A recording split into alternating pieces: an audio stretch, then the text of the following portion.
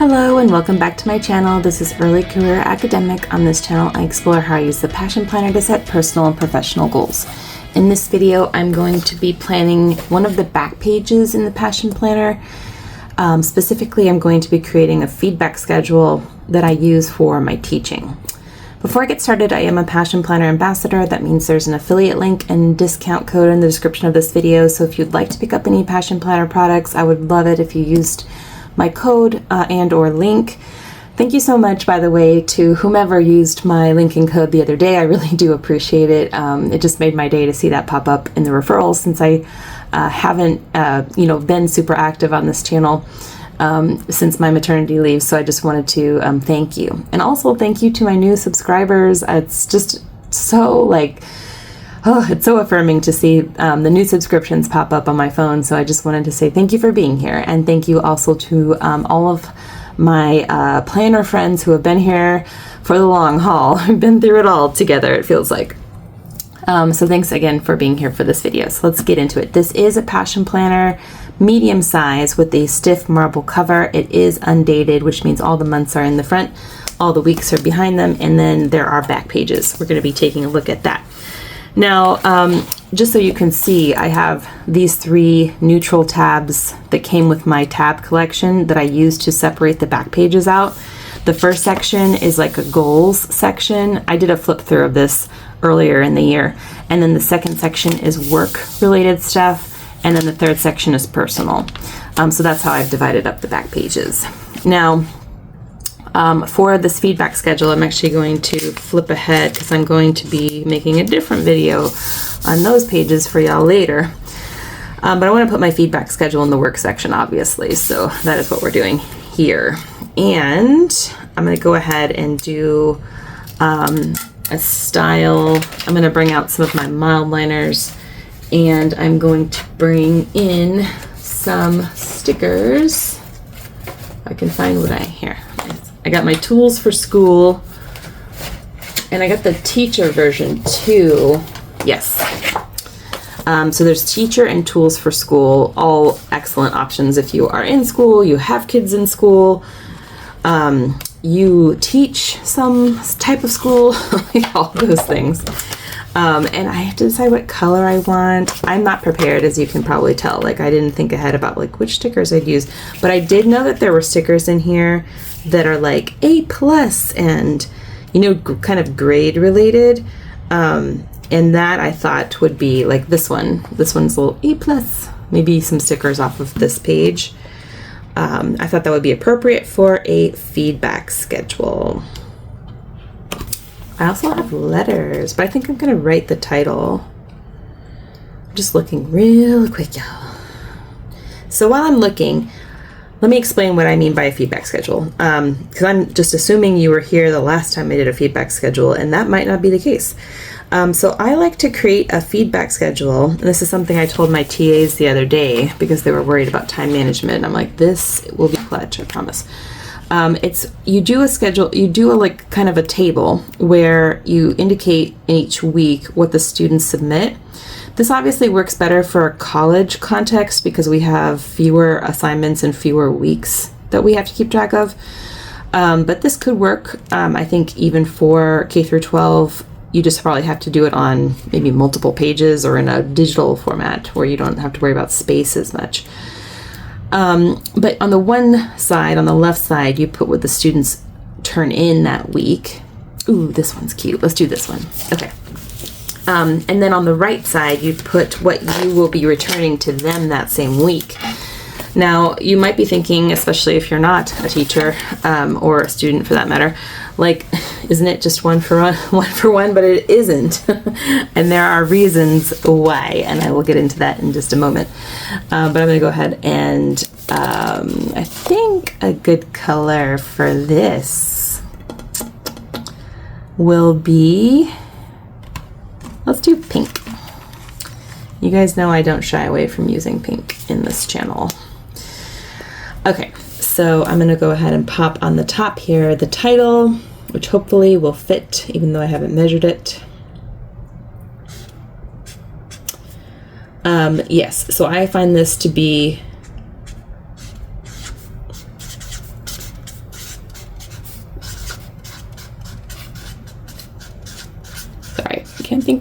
can't talk and write at the same time. I find this to be just like a super helpful thing, because what it avoids me having to do is check my syllabus so often. I just, like I have to think, like sometimes I'm like, okay, especially because I am an asynchronous teacher, which means that my students, like I set it and forget it. I create the course and the students move through the modules, and then I help them when they need it. But I don't always remember like what they're doing in a given week unless I'm looking at my schedule. And also, it is not a one-for-one about what they do in a week versus what I return to them in that same week. So I need to have a schedule so that I can consult every week and be like, oh, okay, I need to focus on this assignment or that assignment or what have you. So I'm going to go ahead and jot the week numbers down. There are 15 weeks. I'm trying to space them out somewhat evenly. I probably should have left more space at the top because there's just more going on at the beginning of the term. These are the week numbers, and so this is what the students submit.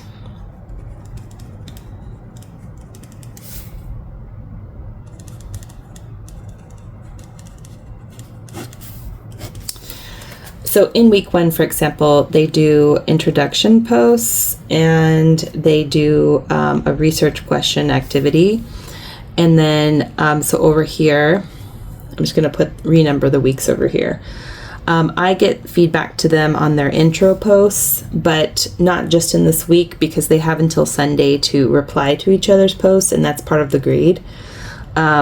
I could also tackle in this week those who are like ahead and they post the goals, like the research question. Oh no, not research question. This is goals.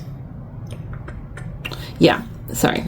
Good thing I'm having my erasable pen, which, by the way, if you guys are interested, this is the Passion Planner erasable pen, and it's awesome. So I can do this for the students that submit work early this week, which I am doing. But then for those who wait until the end of the week, then I have week 2 is when I tackle that goals assignment that they have to do. So then they have a discipline awareness discussion. And this is when the research question comes into it. And because the discussion requires replies, again, that's something that I cannot grade until the due date is up. So that's something that gets shifted down. Also, the research question is due at the end of the week, so that gets shifted to the next week. They then take a quiz in week 3, and that is somewhat auto-graded, but there is like a grading component that I do, but it's something I can like speed through real quick. So keywords. Ooh, y'all, I cannot think. I think my brain is mush after today. I'm doing this in the afternoon, which you guys might notice has better light, but not better word quality from me, because my mind is tired by the end of the week. And then in week 4, they have a citation chasing map that they do, and a mining discussion board activity. These are all micro assignments essentially, but it helps them build toward the major assignment that they're working on. So I, in this week, look at the keywords activity from the week before and their maps, which are due in the middle of the week. And then in week 5, they have a massive research spreadsheet that's due. And in this week, I will tackle the mining discussion board activity. Also, I share out examples in an announcement, so it's helpful for me to write down like when I am going to be sharing out my feedback in a class-wide announcement, as opposed to like just putting it on their assignment individually. In week 6, they do an annotation activity and they create an outline.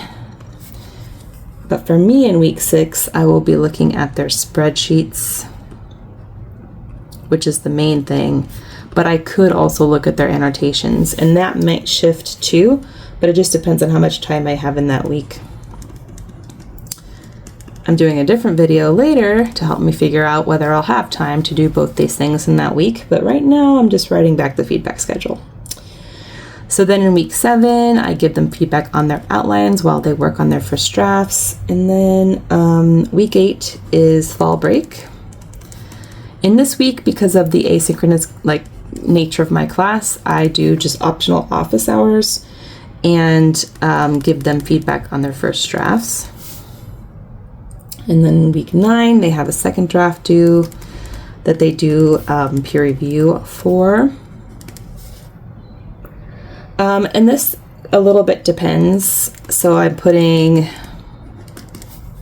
for me, in week 9 and 10,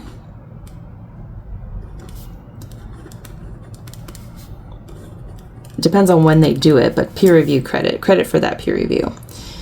And then in week 11, we shift to our final project. So they go back to micro assignments. And I will be, this is what I call the squish. I'll be looking at their final LRs plus the new assignments on their new project. And this could take longer than I'm budgeting for right here. But if it does, it does. But it's just kind of nice to know that I will have this squish up here of work to return to them. And I'm starring the things that need to come first, so, or next, if you will. Because, for example, the literature reviews are, they use that research in their next project, but they don't use the writing. So it's not imperative that I prioritize that over the work that they're doing on the next project.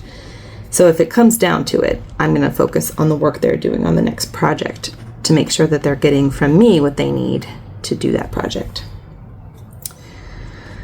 And then finally, almost finally, we have Thanksgiving break week, and my students essentially get that week off because, again, asynchronous, we have different due dates than majority of the other classes. So in order to give them the days off that they are supposed to have, that's how it works out. And they get draft for their credit for their draft, and then final, they do final plus replies. Plus, I think I'm going to have them do a memo this year. And then for me, that is to grade the finals. Yeah. Looking good. I think I got everything. Yeah, so now when I'm setting up every week, as you guys know, if you've been watching my weekly plan with me, is I can write down in the to-dos, oh, okay, I owe them feedback on this, grades on this, whatever. I can flip to this page and see at a glance, where we are at. What I need to start doing, though, what I just reminded myself of, let me go ahead and put little dots next to these numbers.